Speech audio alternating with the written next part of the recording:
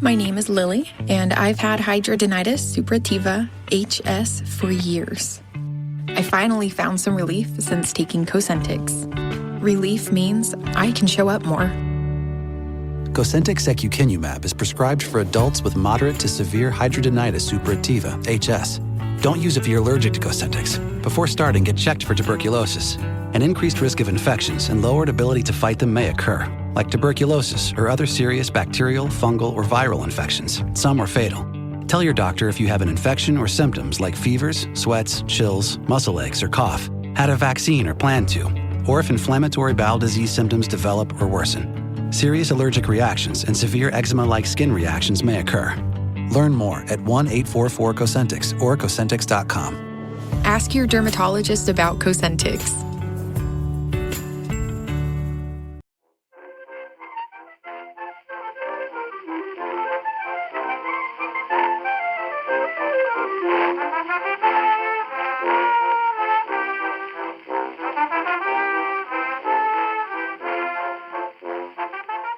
We've now got 120 people signed up for a Soho pub crawl. So we think we're going to have to, including everybody, Phil Dirtbox, Philip Salon, all the great remaining characters of Soho. I was going to say that'll finish Soho off. Well, I think it's either a celebration or a wake. It doesn't really matter because they don't care. We're going to launch the book on April Fool's Day. The book is called Rebel Rebel, How Mavericks Made the Modern World. And Chris is a complete one-off. You must have met Chris at some point. He was Blue Rondo a la Turk. He ran the WAG Club for 18 years. His authenticity is beyond reproach. But the idea of the pub crawl is that it was a level we put into the funding of the book, which is called Rebel Rebel, How Mavericks Made the Modern World. Push it again. And he got a massive sign-up. We've now got, as I say, 120 people who want to come on this, including Suggs, Kevin Rowland, Jerry Dammers, all the good guys. So Nikki, you sent me a message this week saying that you have read how many books so far in 2019? Okay, yeah. So I've read 12 books so far, and it's now mid-February. In 2019? Yes. Yeah. How does that compare with how many books you read in 2018? I think I probably read in 2018 12 books. Do you realise that if you keep reading at this rate, you're going to beat Miller in the how many... Yeah, that's good. It's good. Nice to have a little bit of competition. You're going to hit the 120 mark, which I personally feel is slightly edging on the tragic. And what's your favourite book so far that you've read this year? Is it The Rainbow by D.H. Lawrence? Skip that one. Convenient. No. I've got a list. I thought, Go on. Can I just say something before you skip The Rainbow? Matt Hall, our former producer, absolutely loving The Rainbow. I know he's from Nottingham, but I'm just saying. Who? Matt Hall. And Alice Jolly's a D.H. Lawrence fan, aren't you, Alice? Yes, I am very much a D.H. Lawrence fan. So just saying. So let's hear what Nikki's got to say. All Shall right. we, John? What have you got to say? I'm just going to tell you my list. Yeah, go on, let's hear it. Okay. This is... Okay. In one, Becoming Michelle Obama. This is all quite mainstream. Bear with me here. Ghost Wall, Sarah Warren. Oh my God, I thought that was incredible. No, it's not Sarah Warren, is it? Sarah Moss. Sorry, Sarah Moss. Amazing. That was amazing, yeah. Jilly Cooper, Imogen Prudence. Yeah, of course. Yeah. Educated, Tara Westover. Oh, yeah. I liked that. Recommended it. Putney. Zanofiev. Yeah, very interesting, looking at sort of paedophilia. Return of the Soldier. Heard of that? We may have something to say about that. And then in your number 4 slot. That was in my January slot. I read it a bit early. And then I went on to read Convenience Store Woman, which is a Japanese book. And apparently it's a Japanese version of Eleanor Oliphant is Fine, which is a very popular book from last year. Very popular book with many people. Just not all. Just not all people, apparently. It's not all people. Well, then I decided to read the very popular book. Yeah. Yeah, which I enjoyed. And then I read Lissa Evans' Old Baggage. Yes. Hooray. Yes. Yay. Friend of the show. Friend of the show. And then I read The Rider, 1970s book about cycling. You were telling me about this. This sounds brilliant. I looked this up. It looks fantastic. Yeah, it's one whole race. That's all it is. One race. And it's kilometre written by when? kilometre in the 70s. The bike book, right? Yeah, it's written by the rider himself, Tim Crabb. Great title. Isn't it? Jilly Cooper would have been proud. And then the last book I read, most recent, was Smut, Alan Bennett, which I really enjoyed. Yes, that's on my must get round to list. And I'm now reading an Alan Hollinghurst Swimming Pool. You're reading the Swimming Pool Library? Swimming Pool Library, yeah. Why are you doing that? Why? I went to the library and Alan were next to each other. In the LGBT section, and I thought that was interesting. So, and to you, and to what? God, public libraries, listen to this. And what do you attribute this upturn in your reading? 2 things. Go on. Number 1, I fell off my bicycle, so I've been going on the tube a lot. Number 2, I've been producing Backlisted. Do you think so? You've sort of. And I asked for books for Christmas, so most of those I got for Christmas, and then I went to the library. I think that's brilliant, though. And it sounds so patronising. Oh, I think that's brilliant. But I do think that's really great. But I feel like I want to say thanks, because all I've been doing is reading and enjoying it, and also preaching about how much I've been enjoying all these books. So I've been telling everybody, you must go and read X and Y. So I think one of the things that I find with doing this, or just generally, really, my reading in the last few years, I'm writing a piece for Boundless about this at the moment, everybody, which you'll get to read in a while, is in creativity. They talk about this thing called flow. Musicians talk about flow. Once you're improvising, you reach a certain point where you stop thinking about what you're doing, and you attain this kind of level of creative flow. And actually, there are some similarities with reading. I think once you've read one book that you like, as long as you keep going, you're not going to like the next book, but you do build up a kind of rhythm in your reading, which means it's more likely you will find a book that you like. The trick is not to get off the bike. When people say to me, well, how do you read so much? Why do you read so much? A lot of it is just not wanting to lose the thread, not wanting to lose the flow. When you don't like something, when you're struggling and thinking, I just don't get this, I'm not feeling it, how do you persevere? It doesn't happen very often with me. It's very rare that I read a book and I don't get anything from it. There are books that I don't like and I don't admire. There's always some little thing in that you think. And don't you think this is the whole thing about social media? Why I love books, why I particularly love novels is, and we'll get onto this, I'm sure, with Rebecca West, is that there are. How do you find sympathy for people whose worldview is so diametrically opposed to yours? If we can't do that, we're just totally doomed as a society. Maybe we just have to accept we're doomed, and that there will always be these chasmic divisions between people. But I live in a small village, and if I had to sign up to the political views of everybody who I spend time with and enjoy time with, I wouldn't be able to leave the fucking house. I would just literally. I mean, you must have this as well. Yeah. So it's the problem of the countryside. But Twitter is this sort of it's this enforced articulacy about everything that is, I think, a slight problem. We're forced to say what we think about everything, and if we're forced to think about it in some sort of nuanced, intelligent way, we will alienate as many people as we'll attract. And then you end up just attracting the people who agree with you. And then, frankly, society breaks down. But Thank you for listening. It's all how you use it, Sean. If you use it, you can use Twitter like any other kind of like money, as it were, as a almost neutral force for good. If you only spread what you think is good as much as possible, rather than spreading hate. Right. What? Let's go. Come on. Go, you mean? Yes, I see what you're saying. Hello and welcome to Backlisted, the podcast that gives new life to old books.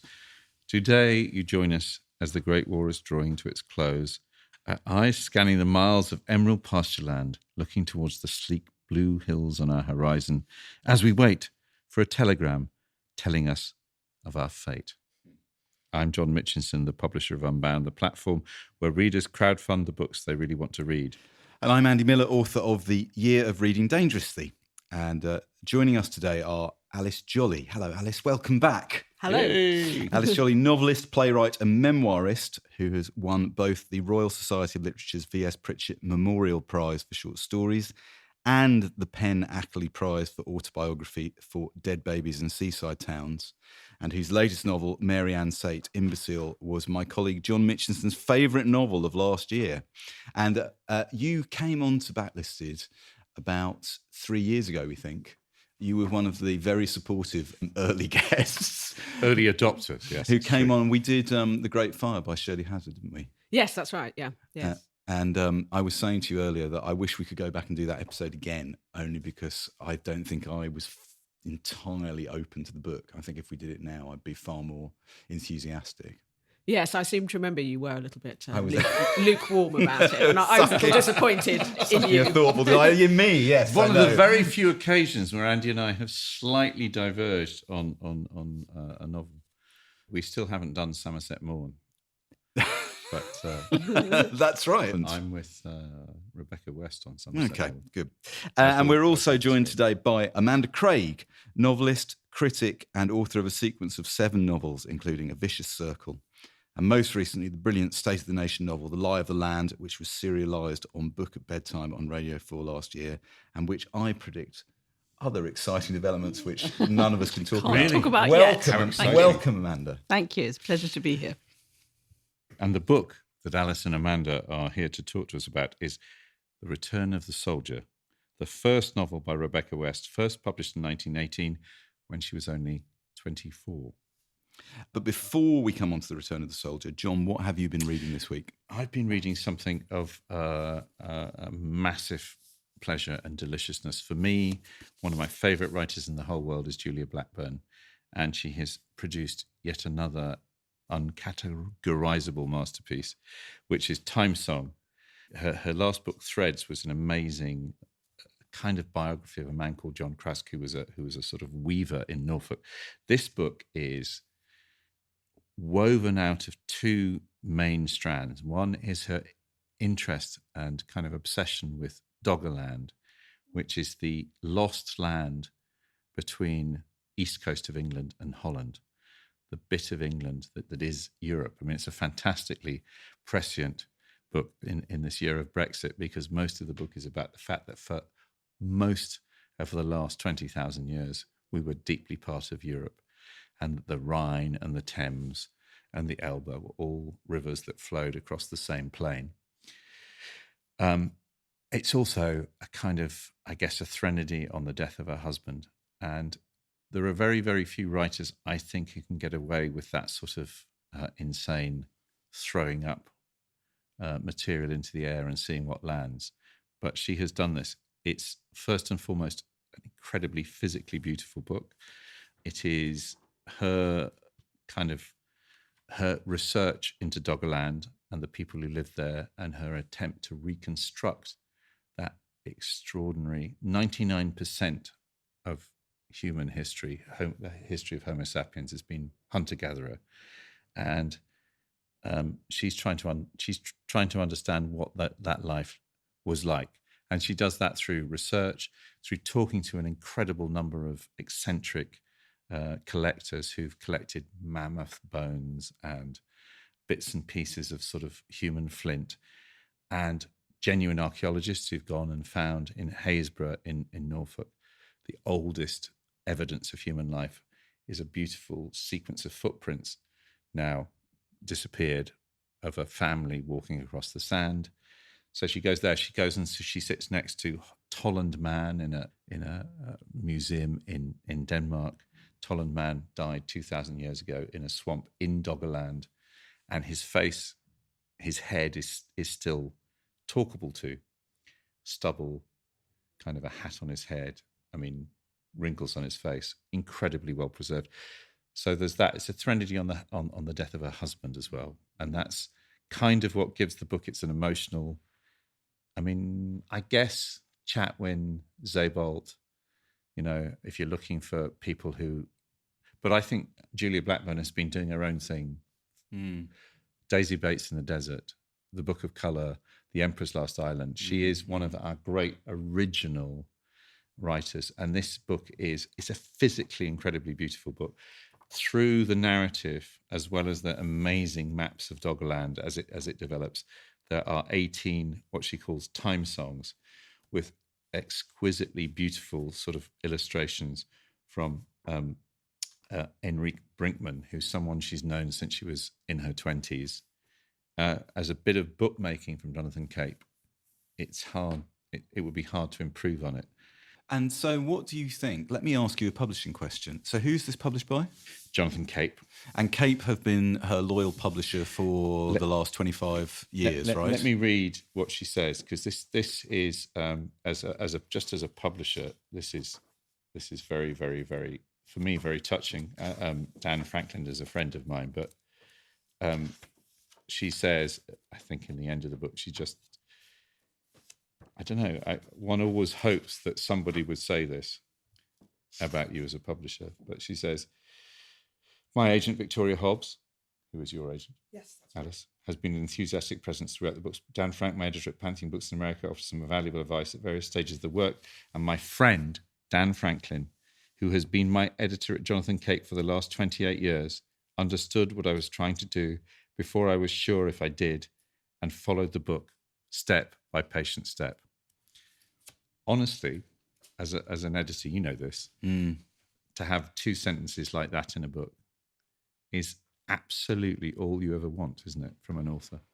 Also, we should say something nice the book about... is a beautiful, beautiful thing. I mean, he throughout all the labyrinthine difficulties of trying to get beautiful things made, Time Song, he's got this made. It's printed in the Far East, but it is a beautiful object to have. Also, we should say something nice about publishing, which is publishers who get a lot of flack, but we should say something nice about Cape and Dan's support Absolutely. Of Julia Blackburn over the years, over a number of years, and furthermore writing a book which is clearly quite esoteric and will be challenging to sell in the marketplace as it is at the moment in 2019. So I'm delighted she's written the book, and I'm delighted that she's supported in writing the book. It's the narrative through the book. It's not an easy book to write. What she's trying to do is incredibly difficult, which is to write interesting stuff about the past. And there's stuff I could read out of it, but if you're interested in the fossil record, if you're interested about the origins of humanity, if you're interested in the difference between Neanderthals and Homo sapiens, if you're interested in Star-Car or Seahenge or any of the, it's or Haysborough, where the footprints were discovered, what I love about her is she does it in a way, not as an expert, but as somebody who has that brilliant phrase of Alan Garner's "one skin too few." She feels this, and the way it could be kind of crass, bringing her own husband's death, but it's beautifully done, and it is the thing. In the end, we're all thinking about how do we make memorials to the people we love. How will they survive after us? How will we be remembered? And that's what this book is about. It's a beautiful, beautiful book. Andy, what have you been reading?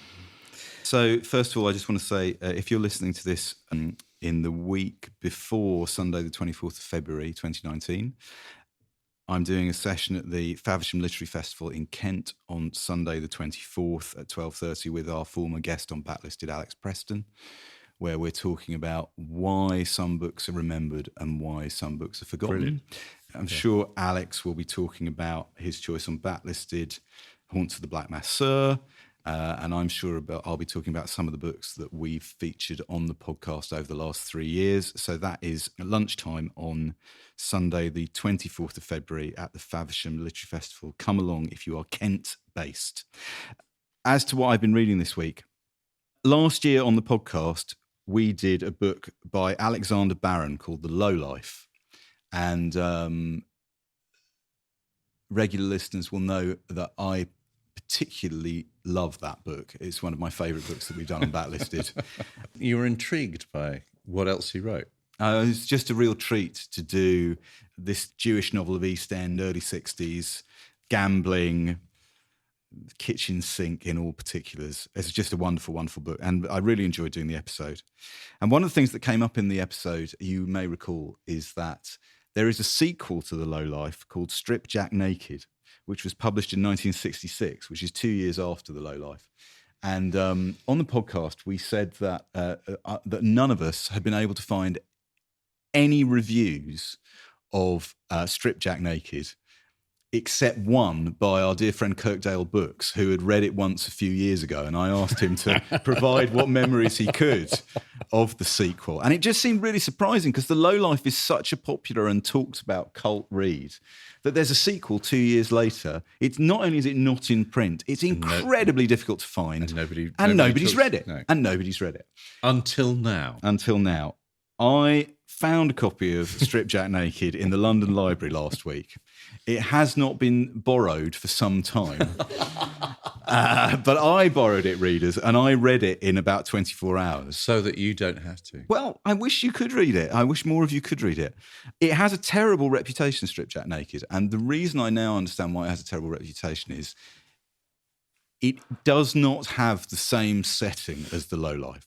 So The Lowlife is set in North London, the Jewish community, Dalston, Stoke Newington. It's very Ian Sinclair friendly. Strip Jack Naked is set in Venice and is not very Ian Sinclair friendly. It's like Alexander Barron took the character of Harry Boy Burse, and the analogy that I think we used on the podcast but is worth repeating is if The Lowlife is the Ipcress file, but the film of the Ipcress file with Harry Palmer in the kind of sort of the anti-Bond setting, then 2 films later they make $1 Billion Brain, where they take Harry Palmer and they put him in Moscow in this ridiculous. Ken Russell directs it. Ken Russell keeps coming up on this podcast quite a lot. The crimes perpetrated by Ken Russell. Anyway. Strip Jack Naked is to The Lowlife as $1 Billion Brain is to the Ipcress file. In other words, he's taken the character, very recognisably and consistently, the character of Harry Boy from The Lowlife, and he's done something completely different and arguably ill-advised with that character. Readers. I found it tremendously entertaining. It isn't The Lowlife. It doesn't have that same feeling of verite about it. But what it does have is what a lot of mid-60s things would have. And remember, this was written in the mid-60s. It's like a caper movie. So you've taken this Jewish lying gambler and you've made him the very improbable hero of a romantic caper taking you through Paris and Venice. So if you're up for that, it's a very enjoyable read. Now, it's not in print. It's very expensive secondhand. I'm just going to read you the first couple of paragraphs, which I realise, this is tremendously exciting. More people will hear and have read the opening paragraphs of Strip Jack Naked as a result of me reading them out in the next 3 minutes than have been able to read it for the last 50 years. This is how this book begins. And those of you like The Lowlife, you will recognise this as by the same author about the same character. Okay. Strip Jack Naked, Alexander Barron, 1966. Chapter 1. This story is about why I went from Paris to Venice with a girl who was half my age and who, at that, was not my type at all. First of all, I better explain how I came to be living in Paris. The name of Harry Boas, Harry Boy my friends call me, is well known by the insiders at all London dog tracks, not only in Hackney where I normally live, but all over town, as well as in numerous clubs up west. I'm 45, I have never married, and I have no family ties except my sister Debbie, who has a wealthy husband, 3 daughters, and a big suburban house. I am a gambler, but I am not in the international class. Between times, I work in the tailoring trade. Thus, I am not setting up to be one of those debonair characters who are supposed to saunter about in white tuxedos on the terraces at Monte Carlo, or lose thousands at Crockford's, or take Italian film actresses to watch their horses run at Ascot's. And then he talks about how he met a girl in a bookshop on the left bank in Paris. I was in a bookshop one afternoon.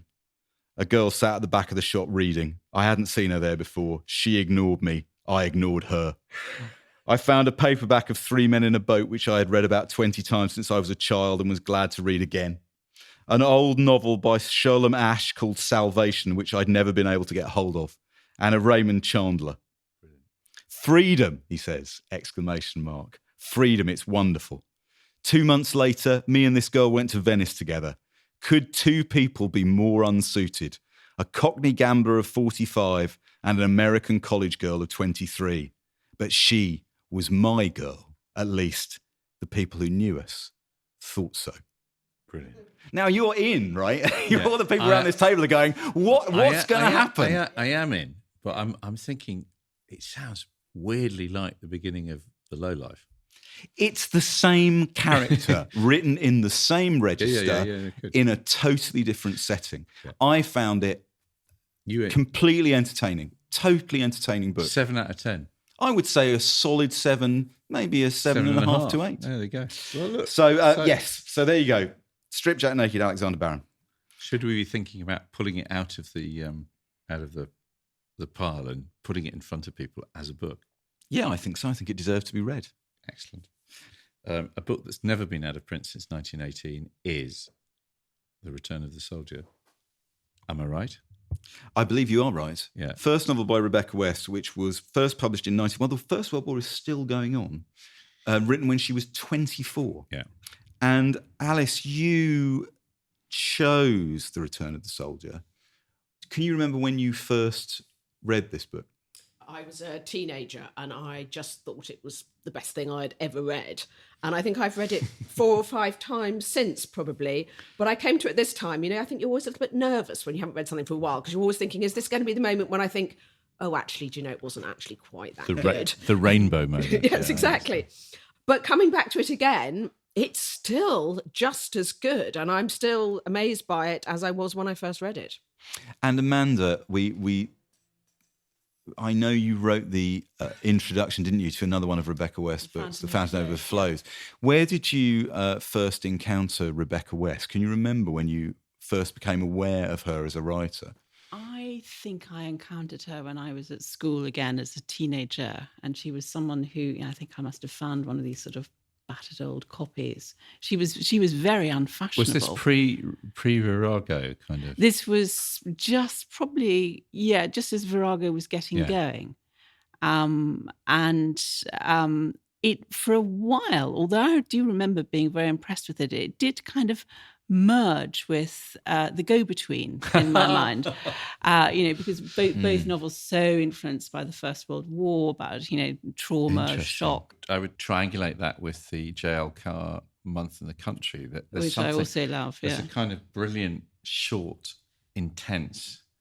That almost, they're novellas almost, rather than... It really reminded... I was going to say that later on. Yeah. It really reminded me of A Month in the Country. Yeah. But if I can't quite put my finger on why. I think length is probably part of it. I don't think it's... I think it's because there's a sort of high concept, what we would call now a high concept thing going on, which is that it's about how do you play out the disability thing, which is there in Month and Country, but also the Donne, in this book is so unexpected. And of course, when you it feels like a trick, except you go back and you read around it and you realise that amnesia was a massive problem for a lot of war veterans. But she's using it to tell a story about men and women and class and love. And I can't believe I've got to 55 and not read this book. Amanda, you were saying that she was very unfashionable, though. And she was unfashionable. She was while unfashionable. Being at the same time having quite a high profile. Well, I think there were probably 2 strands to this unfashionableness. One was that she was quite clearly. I've been reading this rather wonderfully outspoken and rude interview that she did with Marina Warner for the Paris Review, in which she slags off T.S. Eliot, E.M. Forster, Arnold Bennett. So some people presumably still alive, Ian McEwan, Iris Murdoch. The list just goes on and on. And you read this and you think, my God, I thought I was the only person who was as rude as this about people. But no, she says what she thinks. And I think that, unfortunately, she's also quite sort of nasty about them personally. And I think that's a mistake, because that definitely left a sort of lingering bad odour. In her own lifetime, she was clearly extremely well known. and also had a strong sense of her own. This sounds like this is not a backhanded, this is not an insult, but she clearly had a strong sense of her own preeminence, right? And we have a clip here. All the clips that we're using today are taken from a 1976 interview with Rebecca West that she gave to Ludovic Kennedy. And listeners will be able to hear this is someone who is not underconfident or short of a sense of their own backwards. But consider what she had to overcome, which is still something that to this day women novelists still have to overcome, which is that you are automatically marked down as a woman writer. And she puts it very well about the obstacles that you face. And just imagine what it was like to be someone who had unthinkable, who was an Edwardian and then who had an illegitimate child, and this terrible affair with H.G. Wells, who one of the few facts I remember about her life is that he told her as a young woman that she smelt. And from that day on, for the rest of her life, she had 2 baths a day. I mean, this was obviously deeply wounding. I mean, whether it was true or not, I don't know. But let's allow Dame Rebecca to introduce herself. Dame Rebecca, Rebecca West is not your real name, is it? No, my born name was Cicely Isabel Fairfield, which is a name quite impossible unless you have blonde ringlets and bright blue eyes. I had neither. Now, I read that you wanted to become a writer from a very early age. Is that so? Well, we all wrote in the family. It was sort of a permanent condition. My father was a writer. He wrote on politics and he was a journalist. And I had uncles and aunts and cousins. It was something you did in the house, like embroidery or carpentry.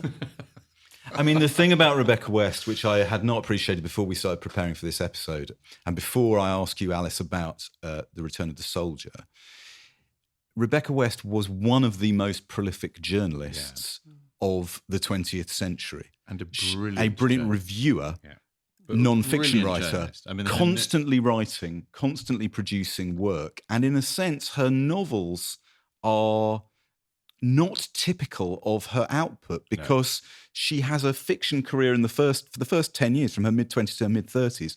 And then she has a long 2-decade break where she writes no fiction.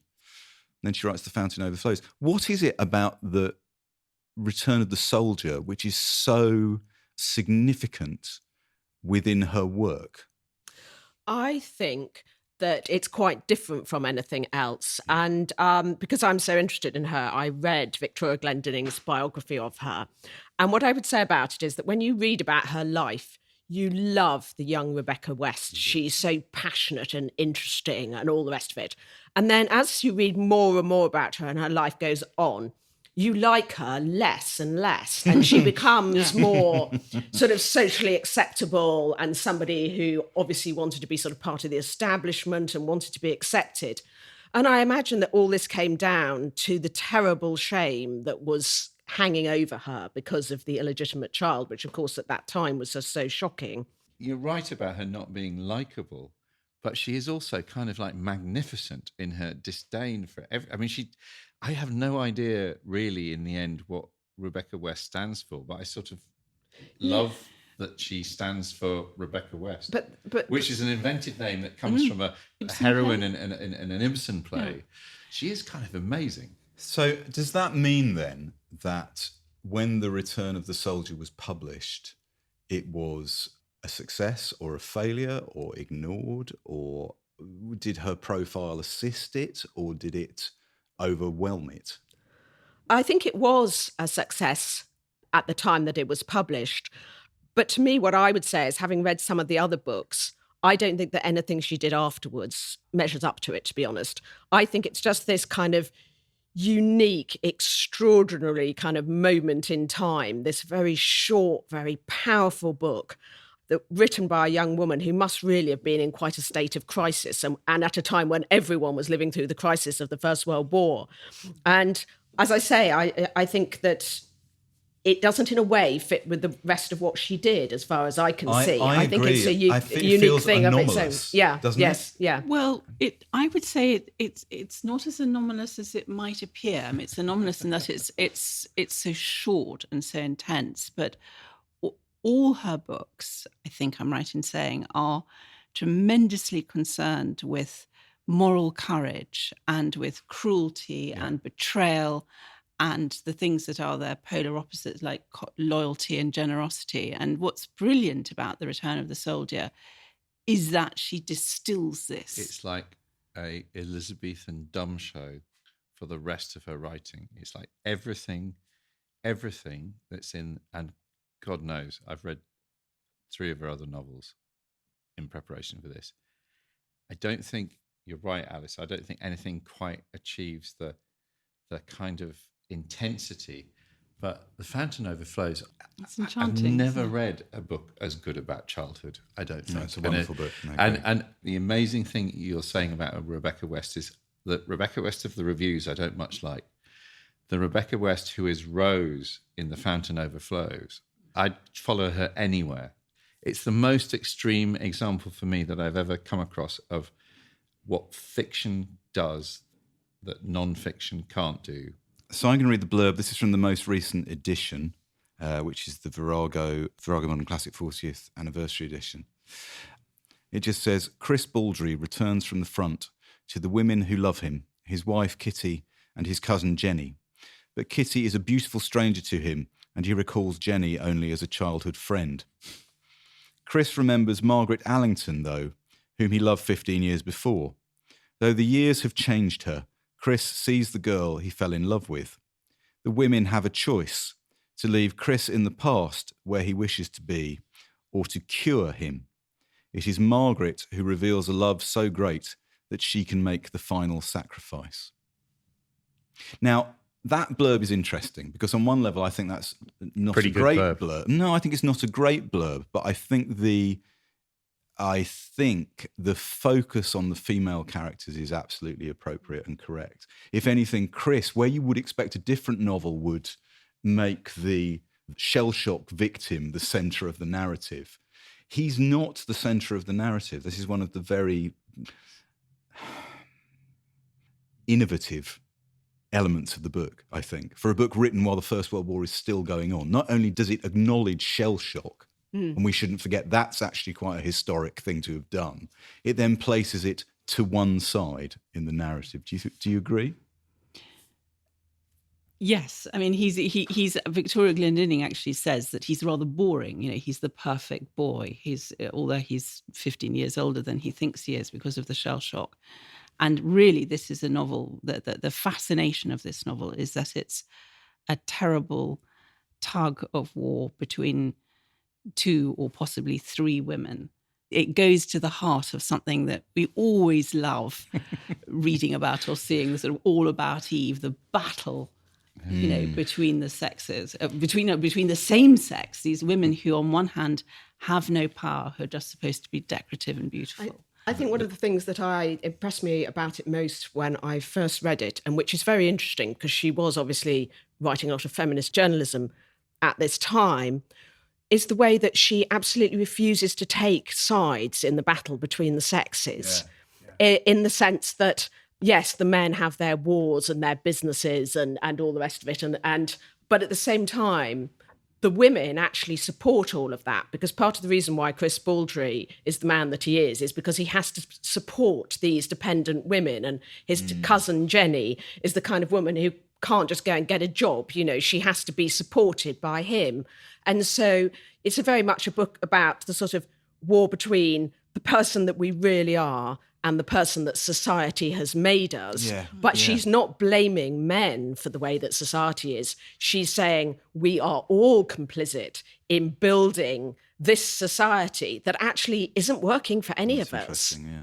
Amanda, do you have a bit? I think you might have a bit to read that illustrates. Yes, well, this is a bit that is a very controversial passage, the first of many controversial passages. But this is the thing that people love to quote when they're saying that Rebecca West is a horrible snob.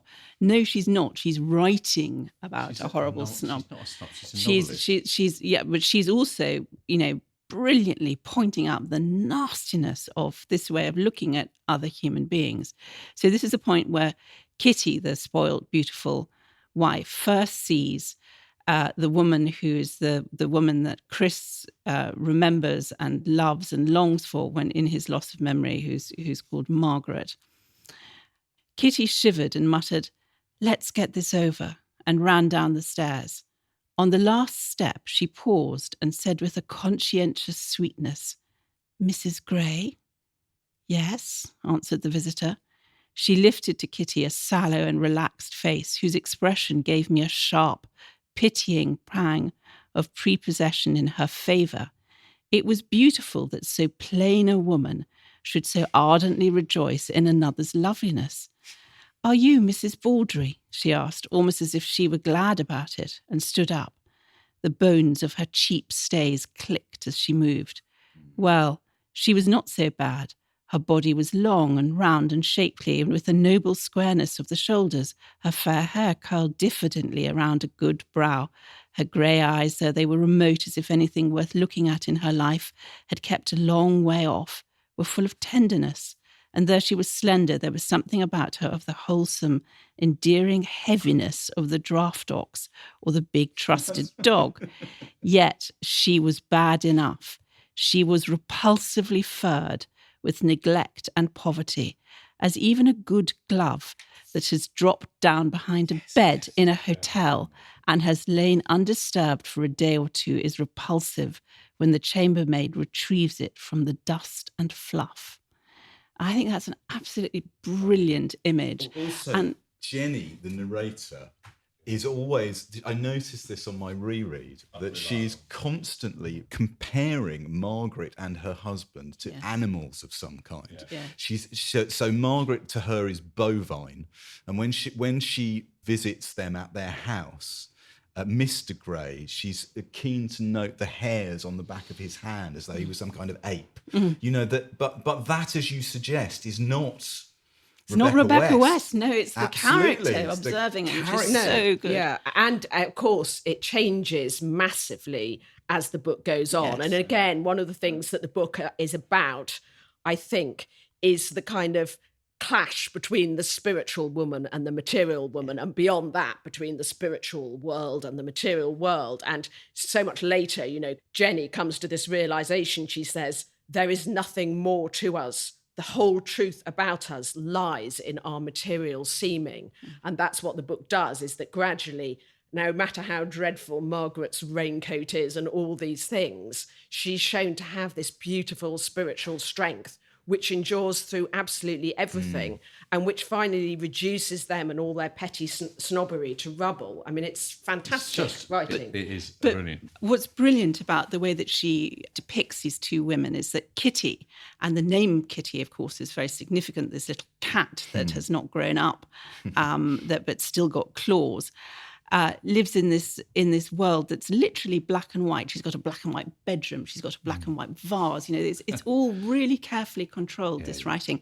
But Margaret, who you think is so shabby and so plain and so old and so on, she's not just a spiritual force. She's nature itself. And there's this utterly heartbreaking scene towards the end when you see Chris and Margaret together in the woods, in nature, and she's just part of it. She's beautiful, and the rawness is the rawness of nature. She's not been corrupted by civilization.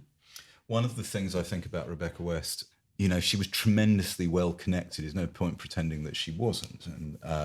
And she knew many of the great writers of the day. And this is a clip of her talking about Conrad, who she knew. And Conrad, who similarly, of course, Conrad was capable of writing a short, incredibly intense, dense book. You can see there's I see a little debt to Conrad in The Return of the Soldier here. So let's just hear that. Well, there was something very beautiful about Conrad. Of course, Conrad had very funny sides to him. H.G. always used to say that every 2 years he used to want to find out what it was that the English saw in Jane Austen. And he'd shut himself up in a room the works of Jane Austen. And then the family would hear noises of breaking furniture inside the room, and he'd burst out and say, I can't understand it. And that was rather like him. I don't suppose Jane Austen would have understood Conrad. I think she would. I think she had she was expected the animal to jump. She expected the male animal to jump anyway. But he couldn't understand it. But he was a sweet person. I'm with Conrad. I lock myself in a room every 2 years and try and understand what the English see in Jane Austen. I'm exactly the same, yes. No, sacrilege. Brilliant. Sacrilege. But that phrase, I was just saying to Amanda, that phrase that she uses there, great. she expected the male animal to jump. Yeah. What a Brilliant brilliant phrase. phrase. I don't even quite know what she means. Well, but she it's saw men as animals. She's so interesting about the sexes. She's not predictable about the relationship between men and women. Alice, you've got a passage there, right? So I was going to read just a little tiny bit, and actually I can only read quite a bit because quite a small bit, because I find it very emotional to read this. And this is the bit of the book that goes back into the past. And I think this is actually right at the centre of the book. And I think so much of the success of the book depends upon it, because I think that all of us have a perfect time in our pasts that we can remember, a time when we were young, when we were in love, when it was summer, when we were by the river.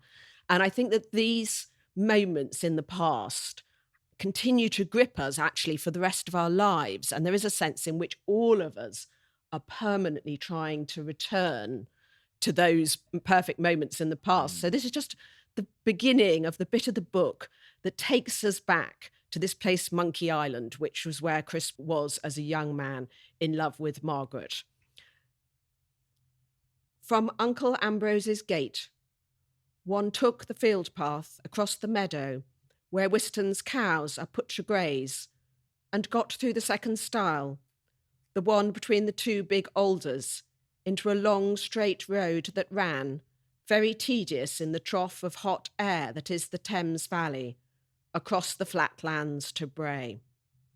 And obviously it is at Bray where they have this amazing encounter, which is so powerful for him that when his mind breaks, that's where he goes back to. And for me, I think, again, what I think's amazing about the book is I love a book that appears to be quite a slight and lightweight book. I mean, you could easily say, oh, this is just about middle-class women and their troubles in war. But yes, and people do. But actually, there's a massive philosophical question at the heart of the book, which is about when we are most truly ourselves. And a key moment in the book is when Jenny discusses whether Chris is mad, because of course if he's mad, what are they all making such a fuss about? It doesn't matter. But of course she realizes that the awful thing is that actually he's not mad. As she said, he has attained to something saner than sanity. And that question of whether there is actually something saner than sanity, that in fact he should be always in this perfect world, and we should always be in this perfect world, but somehow we don't stay in it. We grow up and create. I wanted to ask you, because I not having read it before and knowing that you'd chosen it, but the scenes of Margaret looking through the clothes of the dead child in the room, and that experience of the key, without giving too much away in the narrative, but that's the twist in the book at the end. She has to find a thing that will unlock his memory of the past. And I just wondered, knowing what you've been through, whether that felt, whether you'd perhaps read that before what you'd gone through, and whether that had made an extra resonance for the book for you. I don't know whether Rebecca did lose a child, but it's incredibly precise, that scene of the looking through the child's clothes and working out what it would be that would unlock the memory seemed to me to be incredibly perfectly done. Yes, and it's an amazingly painful scene, isn't it? Because it's choosing something quite incredibly painful to sort of damage somebody and thereby to cure them, which sort of makes you think, so then what kind of cure is that? But I must say, it wasn't the children's clothes that really got to me. And I must say, when I was reading this yesterday, because I was recovering from flu, I was actually weeping copiously. But it was actually her pushing the pram onto the bridge to watch the train. Yeah. And we've all done that with a child, and we've all seen the tiny child's excitement about the train going past. And that was what was so heartbreaking. But altogether, the end of the book, it has to be done. You know, they argue it out and they realise that he can't be allowed to live in a delusional world. But you are just thinking, please, can you just leave him there? And couldn't you leave us all there? That would be great. One of the things that actually I said earlier that it reminded me of A Month in the Country by J.L. Carr. A thing that both those books do is they plug into the English pastoral. The sense that you missed the beautiful England. It was gone. It happened. You missed it. There was an Orson Welles famous phrase where the meadows all smelt sweeter, and the narrator of A Month in the Country explicitly says we can never have that time back again. In this novel, I think the pastoral is used by Rebecca West rather brilliantly. In fact, while the war is going on, the war is not yet over, to say something in England has been lost that we won't get back. You know, the idea of it as a... Flower of England, isn't it? That the idea that she's writing it while the war is going on, and she is already saying, you know, those Edwardian summers that they enjoyed when they in their youth, that's gone now. Yes, and also, I mean, as John has already said, the whole thing about the shell shock and the loss of memory, I mean, obviously there are masses of low-grade novels in which people lose their memory, but it is important to put this in context to say that this was the first time where that kind of trauma had been seen on a mass scale, and it was utterly terrifying to people. We have another clip now of Rebecca West talking about the difference between what a novelist brings to a subject and what a journalist or a politician brings to a subject. To me, a writer is someone that has to stand apart from politics. You always have to know better than the man of action. You always have to give the point of view that's not complicated by the fact that you have to bear responsibility. Politicians have to bear responsibilities for actions which depend on views of the moment when the action is called for. Writers have to look at things from a more long-term point of view. See, now I find that totally fascinating. There is someone who has been a habitual writer. She's someone who produced hundreds of thousands of words. Covered the Nuremberg trials. And amazing book. Incredible. But at the same time is able to say, well, there's writers and there's writers. There's types of writing. There's what the novelist can do. There's what I could do in my novels. And then there's another function for what a politician has to do and for what a journalist has to do. And they aren't the same thing. Yeah, no, she's quite right. But it's, again, a very unfashionable point of view, because nowadays novelists are increasingly under pressure to say what we think politically. And, we are probably coarsened by this. I was going to say, I think that's one of the amazing things, is the incredible kind of balance in the writing. Is the fact that she's not really going to come down on one side or the other in anything, and she's leaving so much work for the reader to do. And I think it's also so extraordinary that she was 24 when she wrote this, because it definitely reads like a novel written by a very wise, very old person. And also there's just a huge acceptance as well of the fact that we are going to have to bow to the needs of society, that you cannot leave somebody in this deranged state. You have to, she says, magic circles cannot be allowed to endure, and he has to be sort of brought back in some sense. I'd like to ask both our guests what this novel is. I've seen it referred to frequently as a modernist novel. When I was rereading it, I was thinking, I don't know if that's true. What are the innovations of modernism that are in this book? This is not to diminish the book at all. It seems its strengths are in a more traditional craft. It's not like it's reinventing form. Is it? Or is it? Am I wrong? No, I don't think it is at all. I think it's very traditional, and that's the strength of it. And it's also, its great strength is the power of the narrative. It's a very strong story. It contains a huge choice in the way that, so many good novels do. So, I don't see it as particularly innovative, but that, as you say, isn't in the least to take anything away from the book.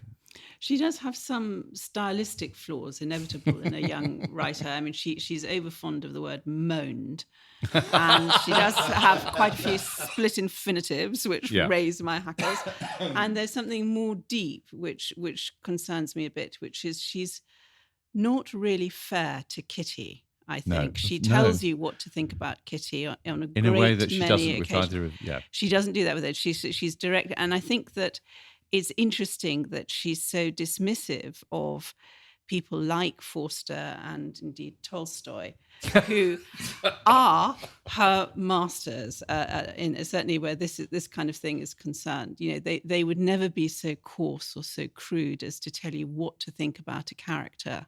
I think, someone like Natasha is just as beautiful and silly, but Tolstoy makes you see her that she hasn't had much chance to be anything else. She's been.